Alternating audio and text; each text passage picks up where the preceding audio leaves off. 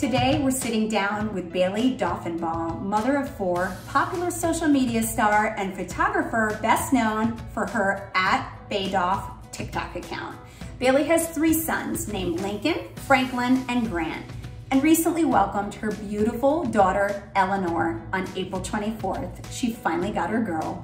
This isn't Bailey's first rodeo when it comes to newborn sleep, so we're doing a light refresher and chatting about the bassinet to crib transition, preparing for sleep regressions, safe sleep, and nap tips for baby with multiple kids in the house.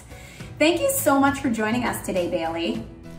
Thank you so much for having me. We're super excited to be here, and honestly, I'm open to sharing our experiences, and I'd love to help other parents along the way too.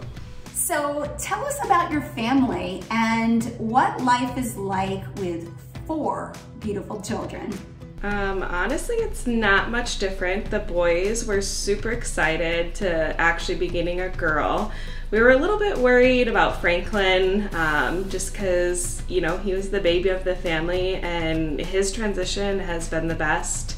Lincoln's the best brother, always wants to hold her, and Franklin just wants to lay by her. And Grant, you know, he's a little bit rough, but he also likes to hold her and give her tons of kisses. And honestly, she's been a dream, so she makes it easy for them. That's so great, wonderful. Okay, so it's time to dive into the topic du jour, sleep.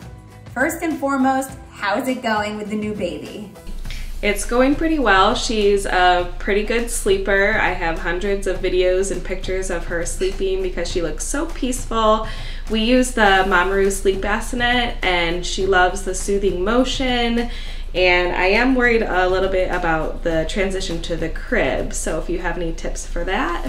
Absolutely. I feel like this is such a common worry. So once the baby hits 25 pounds or starts to push up on her hands and knees, you know it's time to make the move. Most babies transition to the crib between 3 and 6 months old, so you have plenty of time. This can be a gradual process with minimal disruption to the baby's sleep. It can take anywhere from 1 to 3 weeks by really following a consistent routine, which I know you're doing, and following 6 simple steps. First, start with night sleep. Your baby's sleep drive is much greater at bedtime. Then you're gonna reduce the speed until it's at the lowest setting. After that, slowly remove the motion. Always continue to use the white noise and swaddle if she's not rolling. You can try other soothing techniques like patting her tummy, shushing, or feeding if needed. After that, naps are next. Once she's sleeping well in her crib at night, you're gonna repeat the process for naps until all of her sleep occurs in the crib.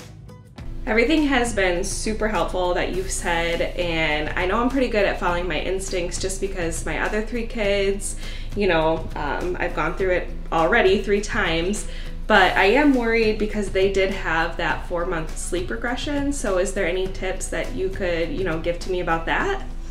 Absolutely. So as far as the 4-month sleep regression is concerned, it can occur anytime between 3 and 5 months old.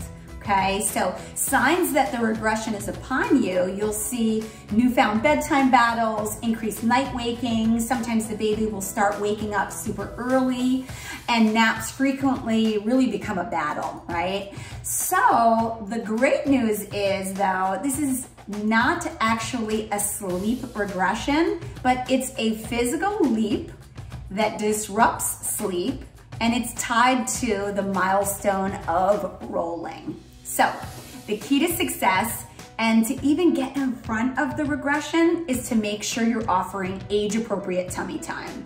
Tummy time is like a mini workout for a baby and helps strengthen the neck and shoulder muscles as well as their core. This is important for safe sleep, and it also allows them ample time during the day to practice rolling, which is naturally gonna help speed through that regression and possibly skip it. You wanna offer tummy time from the day you get home from the hospital. So for example, Elle is about 8 weeks old, right? 8 weeks right now? Yeah, you're like, okay. So at 8 weeks, you wanna be offering tummy time 3 times a day for 8 minutes each session. So each week she gets older, so 9 weeks, we increase to 9 minutes each session. One thing we haven't touched on yet is nap time. How does Elle sleep with all of that bustle in your house? She actually sleeps pretty well. I think she's kind of used to the noise. It's almost, you know, like white noise, like it's a constant white noise sound machine going on. Yeah, absolutely. Honestly, your instincts truly are so spot on. You're smart to not protect her from the noise. I always encourage parents to live life and not create a flawlessly quiet environment. So tell me, what is her current nap schedule? Usually she likes to sleep a few hours after we wake up. And then I put her in her bassinet and, you know, with a camera, and she's usually down for like 45 minutes. It's not super long, but she's still kind of young. And then even though, you know, she doesn't really do lunchtime, but lunchtime with the other kids, and then she'll go down again after that. Yeah, that's fantastic. You're doing so great. Just like you said, it's really important to frequently offer naps during the day to prevent an overtired baby, which can ultimately derail your night. I love what you said, that her naps are about 45 minutes. I want you to remember that newborn sleep is really erratic, and a normal nap is anywhere from 20 minutes to 2 hours. So as far as your daytime schedule, it's spot on. We have a couple pro tips by age. So going back to 0 to 4 weeks, we offer nap every 45 to 60 minutes from the last time the baby woke up. 4 to 8 weeks, offer nap every 60 to 75 minutes. 8 to 12 weeks, we offer nap every 75 to 90 minutes. And then 12 to 16 weeks, we're offering nap every 90 minutes to 2 hours from the last time the baby woke up. So we're starting to think ahead a little bit, and we are thinking about where we're putting Elle at in the house for her permanent room, and wondering if you had any tips or tricks on room sharing with a toddler. Yeah, absolutely. What a great question. When you're making that transition, it always can be like a little overwhelming, and it's like, oh God, is one gonna wake up the other? And that's everybody's biggest fear. You've done such a great job living life. She's not gonna be hypersensitive to coming in and out and things like that, which is awesome. So you're used to that continuous white noise. I like to say, light it up, right, when we're room sharing. So continue that white noise when she joins Franklin in the room. And when we have a toddler in the room, they oftentimes want to climb into the crib, so we do want to have an age-appropriate safety conversation. Make sure you anchor your furniture, right? You want to anchor any of your dressers to the walls with our cheeky toddlers who love climbing on everything. And when we're room sharing, I always prefer to put whoever's the better sleeper, whoever goes to bed easier, put them down first so they're out like a light, because that sleep pressure at bedtime is so much, the drive is so much stronger that they'll sleep through usually any antics there, and then put the next baby down, whether it's the baby or the toddler, right?